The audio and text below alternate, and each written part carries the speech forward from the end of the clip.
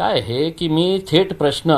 कोल्हापूरचे सगळे मौलाना मौलवी लोक आणि जे संघटन धार्मिक संघटन होते जे रस्त्यावर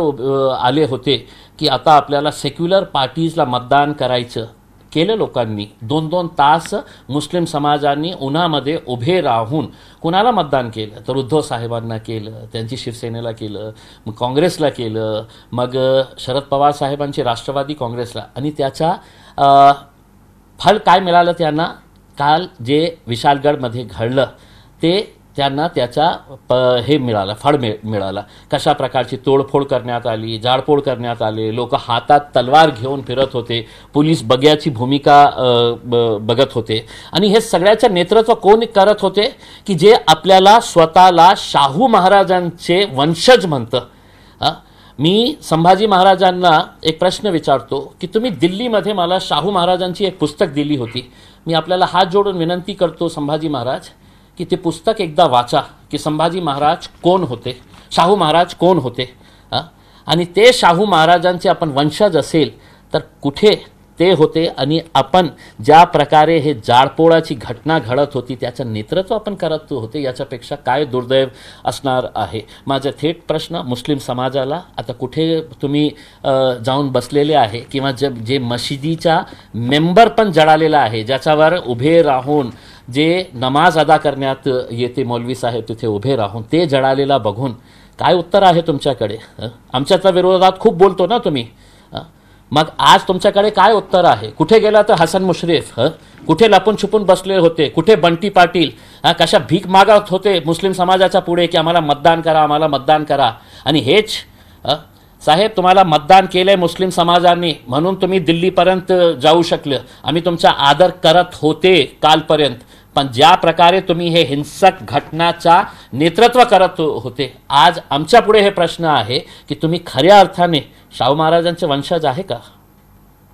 पोलिसांची भूमिकेबद्दल नाही, पोलिसांची भूमिकेबद्दल म्हणजे काय आहे की गुंडाराज या राज्यामध्ये सुरू आहे आम्हाला असं वाटतं। याचा उत्तर देवेंद्र फडणवीस साहेबांनी मुख्यमंत्री साहेबांनी द्यायला पाहिजे की हे कोण पोलिसांचे हात हे बांधलेले आहे की आपल्याला हे काही करायचं नाही आहे कारण आपल्याला शाहू महाराजांची मदत घ्यायची आहे पुढच्या निवडणुकीमध्ये म्हणून ते जेव्हा जाळपोळ करत होते लोकांच्या हातात पोलिसांना तुम्ही तलवारीने मारत होते त्याचा व्हिडिओ मी बघितलेले आहे। मग कोण अशा प्रकारच्या पोलिसांचा हात बांधलेले आहे आणि पोलिसांच्या बाबतीत ही दुर्दैव वाटतं की IPS ऑफिसर तिथे उभे होतं, मोठे मोठे अधिकारी तिथे उभे होते आणि त्यांच्या समोर हे गुंडागर्दी सुरू होती। मग हे राज्य चाललं कुठे आणि कोणत्या जिल्ह्यामध्ये चाललेलं आहे? ज्या जिल्ह्यामध्ये एक परंपरा आहे शाहू महाराजांची, ज्या शाहू महाराजांनी सगळ्या जाती धर्मांना सोबत घेऊन काम केलेले आहे, आज त्यांचेच वंशज महाराष्ट्राची पोलीस या प्रकारच्या गुंडागर्दीमध्ये कशा प्रकारे सहभाग घेत आहे। आणि दुसरा थेट प्रश्न मौलाना लोक तुम्ही आम्हाला जे कोल्हापूरचे लोकांनी तुम्हाला साथ दिले, तुम्हाला ऐकून, तुम्हाला सम्मान देऊन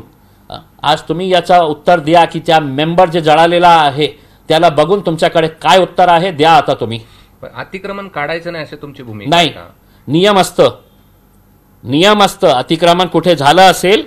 तर एक नियम आहे, त्याची प्रक्रिया आहे। हे काय गुंडागर्दी करून लोकांच्या घरामध्ये घुसून कशा प्रकारचे महिला रडत होती, अनेक महिलांच्या हातात छोटे छोटे बाळं होतं, काय भीतीचं वातावरण, काय गुंडागर्दीचा राज सुरू आहे का महाराष्ट्रामध्ये की अशा प्रकारचे तुम्ही तलवारी घेऊन लोकांच्या घरामध्ये घुसणार, गाड्या जाळणार, लोकांच्या घरामध्ये तोडफोड करणार आहे ना? काही अतिक्रमण झालं असेल तर हे काय अशा प्रकारचं हे जंगलराज सुरू आहे का महाराष्ट्रामध्ये?